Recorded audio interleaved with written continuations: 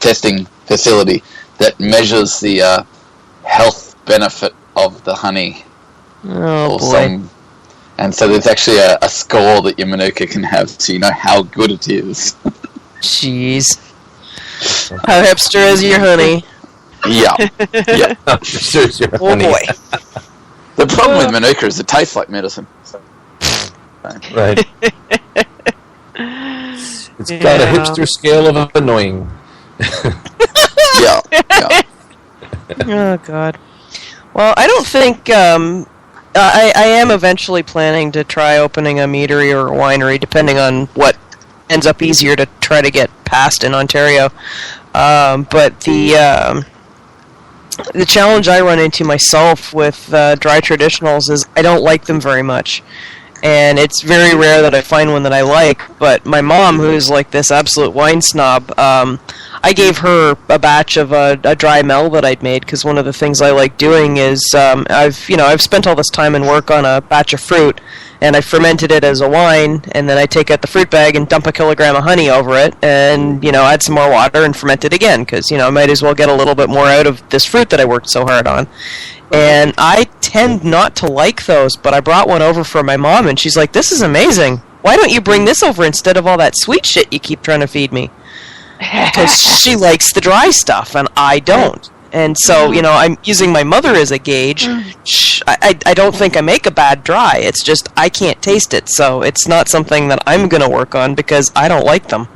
Well, you may be everybody's palate is different, and that's the one great thing I've found out about being in a homebrew club is that you've got all these people to bounce things off of, and just because you don't like something, just because I don't like something, doesn't mean it's no good. Just means it's not to my taste, and I've brought stuff in, and I'm looking for feedback, and I'm like, what's wrong with this? I can't deal with this. And they're like, oh, that's really good.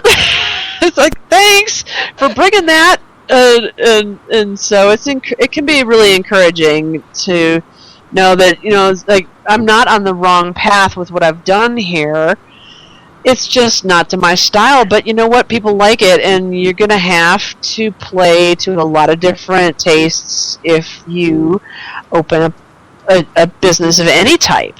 Yeah, yeah. Maybe you don't like coq au vin, but you probably ought to have it on the menu. Yep. Yeah. If you got a restaurant. Especially if it's a French restaurant.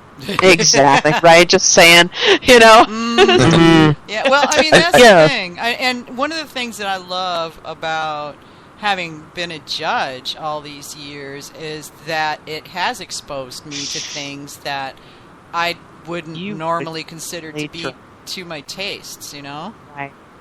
And it's like, wow, that's pretty good. If you find something that's like, and you don't think it is, and it's really well executed, they're like, all of a sudden you might be a convert. Yeah. Or think, what, maybe I need to try one of those as my next experimental batch.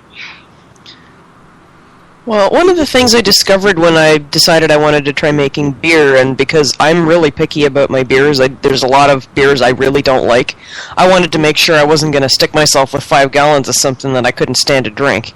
So I took about a year and probably a couple $100 of stupid money, and I just bought a whole lot of different types of beers that looked interesting and tried to figure out if I liked it, what I liked about it, and if I didn't like it, what it was that I didn't like about it. And in that, I figured out how to sort of sort out the flavors and pick out what I do like and what I don't. And, there was one beer that I tried that it was way too hoppy bitter for me, but the flavor that it had before the hops hit me in the back of the tongue was really, really pleasant. So, I would make something like that, just dial down the bitterness.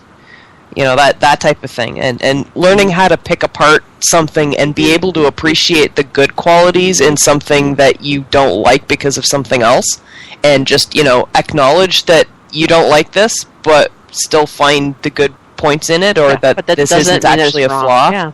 Yeah, exactly. And just because I don't like it doesn't mean it's wrong. Yeah. And that's what part of beer judging is all about. With beer, it's kind of like with the more complex meads. With beer, you've got 4 components. You've got the yeast and the water and the hops and the grains and all different combinations of those. And when we were talking about knowing the rules before you break them, that's why I took the BJCP exam.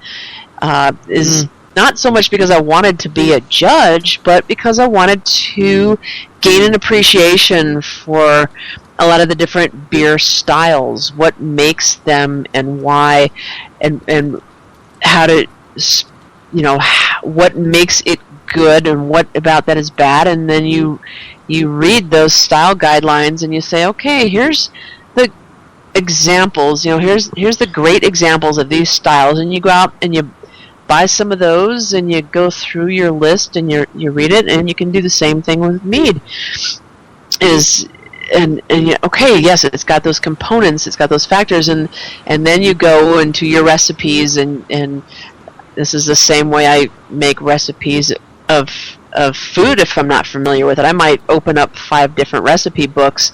Like you were saying, Vic, I looked at a couple different recipes from Pete, and I did this and that. It's like I do the same exact thing with whatever I'm making, whether it's beer or meat or food, and just say, okay, I like this, I like that, I like that, and then throw a few little twists in there of my own, that it's like, I think it should have one of these elements of this particular spice. I'm going to either up that or I'm going to add that, which doesn't call for it, or something like that, and that's, you start with a good structure and you work from there. Yeah. Well, it's like anything else. I mean, when you make a recipe, you make that recipe the first time the way it was written, and then once you see how it works, then you could pick it apart and make it differently, and add things or take things out or whatever it is. I do that all the time when I love to cook, and I mean, I'll make it one time the way it says in the book, and then it's like I'll look and go, oh yeah, that needs more curry. That was really too simplistic, and it lacked something, and okay, we need to kick it up a notch. Yeah, John and I will stand over the pan in the kitchen, and we're tasting it, going, that's missing something. What do you think it needs? And we're like, garlic? No, it's not that. So we'll sit there, we'll fiddle until we figure out what it needs, and then the next time it's different. Yeah. And then there's the recipes that are never the same twice, like AJ was saying, and she's constantly messing with JAO. I mean, I've got something called lamb mess that I make that every time I make it, it's different. And it's ground lamb. The only 2 things that are constant, it's got ground lamb and it's got risotto. Beyond that, everything else is malleable, It's like my friend's thing called hash brown thing. Yeah. There's a sort of a general recipe that goes with it, but it's different every time depending on, what you're cleaning out of the kitchen crisper. Mm-hmm. Right. Yeah. Mine's called we have a quiche called Mystery Pie. Mystery Pie. Well, it's like my batches of cleaning out the freezer melomel. The first one was actually fantastic because I think I used something like 18 pounds of different fruits for one. Oh, you should make that again. Oh, God. The strawberry I totally should. Are both freezer melomels. The freezer failed. I had to do it, Yeah. I need to do it again, except I need to bottle like 15 gallons of stuff to get to my freezer. Oh, I forgot to ask the question I always ask about blending yeasts. Have you ever done that? Have you tried the blending of the yeast, like maybe starting with one and ending with another, or? Okay, all right. I did one that way because it just did. The first one I did looked like it had absolutely zero activity, but no, I haven't. And I did do a seminar on the advanced mead making out at UC Davis with Shay, the yeast whisperer. He talked a lot about the blending and so forth. That it's like that sounds sounds pretty intriguing. And no, I don't. I don't know enough about the different types of yeast yet to know how they're all going to play together, and whether one is going to dominate, or if that's the initial yeast that's pitched, and the second one you put in might not take at all. I think he says he does some blending on the back end. He says if you like these certain yeasts and what the different characteristics are, and you try to make a mead with them, you might want to think about, okay, well, I like a 60-40 blend of that, and then just make 60% of a batch with this yeast and 40% with that yeast, and then blend them on the back end. Oh, okay. But yeah, he's got some really good talks, and I know he's got some info out there on the interweb, so that might be worth searching for. And I know some folks out here have got some experiments going with just some single yeast strains that is always really a fun project to do too. Take a 5-gallon batch or 10 gallons and break it up into a bunch of different little batches and pitch all different kinds of yeast and see what happens. Oh, sorry, that's my wind. Shut the window here. So I see you got your feet up there, Deb. Yeah. Yeah, it was earlier. It was like they were all going, "Who's breathing?" And it was me. Because I have a new headset, and apparently it's got a really sensitive mic, so I had to muffle the mic with a piece of foam. I can finally see the messages on the screen. Oh yeah, you got to be careful with those because these guys are always trying to trip me up. I'll be reading something and they're over there typing bullshit. I got the South Park reference. I know. They've done it a couple of times. They've had me cracking up in the middle trying to say something. Nice. Yeah, well, we try to have fun. Yeah, well, it's those comments that aren't appropriate to say on the show, but they're still funny enough that you want to share. Yeah, well, and some of them actually make it onto the show because, hey, we are marked explicit, so it's all right, Okay. People on the show can't, they can't listen to it because they're not old enough to drink anyway, so, Well, thanks for talking about blending. That's my signature question. And it really is. You ask everybody that question. Yeah, I don't know. I have not done any mead blending yet. I do have one that I know that I would like to blend and make sweeter. I don't back sweeten. I tried that once and it turned my mead really cloudy, so obviously I did it wrong. But I don't know, but there's all kinds of room to explore, and I'm never locked into always doing something the same way because it's fun to play. Yeah, sure is. Have you seen, Deb? Have you seen the activity around? Sergio thinks that he has discovered a mead-specific yeast. Really, yeah. So he's in the process of getting it evaluated, certified, something. There's a bunch of stuff you got to do. Yeah, so it's in process. And then we've also got our buddy Bray, who I know through AJ introduced me to him. He's the guy who does the intro and outro music for Mead and the voiceover for the introduction.